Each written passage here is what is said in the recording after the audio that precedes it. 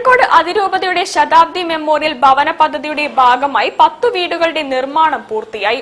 പാക്കം പ്രദേശത്ത് നിർമ്മിച്ച ഭവനങ്ങളുടെ താക്കോൽദാനവും ആശീർവാദവും രൂപത മെത്രാപ്പൊലീത്ത ഡോക്ടർ വർഗീസ് ചക്കാലക്കൽ നിർവഹിച്ചു.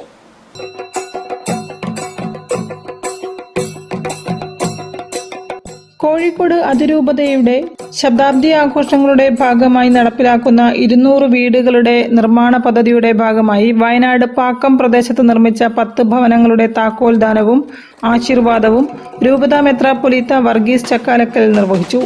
ഈശോ പറഞ്ഞതുപോലെ നമ്മളും മറ്റുള്ളവർക്ക് ഭവനം നൽകുകയും ഭവനത്തിൽ സ്വീകരിക്കുകയും ചെയ്യേണ്ടവരാണെന്ന് അദ്ദേഹം പറഞ്ഞു.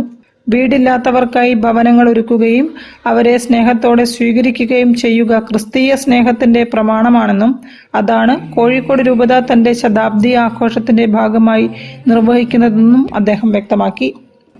നമ്മുടെ കർത്താവായ യേശുക്രിസ്തുവിന്റെ കൃപയും പിതാവായ ദൈവത്തിന്റെ സ്നേഹവും പരിശുദ്ധാത്മാവിന്റെ സംസർഗവും നിങ്ങളോടുകൂടെ.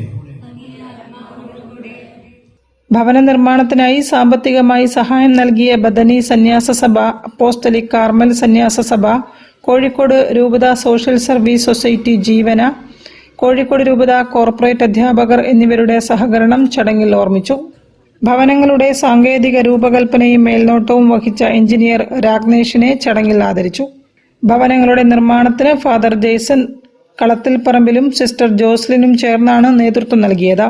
രൂപത പ്രൊക്യുറേറ്റർ ഫാദർ പോൾ പേഴ്സി ഡിസിൽവ, കോഴിക്കോട് രൂപത വികാരി ജനറൽ മോൺസിഞ്ഞോർ ജെൻസൺ പുത്തൻവീട്ടിൽ തുടങ്ങിയവർ നേതൃത്വം നൽകി.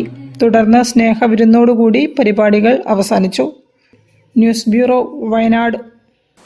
കേരള എൻവയോൺമെന്റൽ ഫെസ്റ്റിന്റെ പ്രചരണാർത്ഥം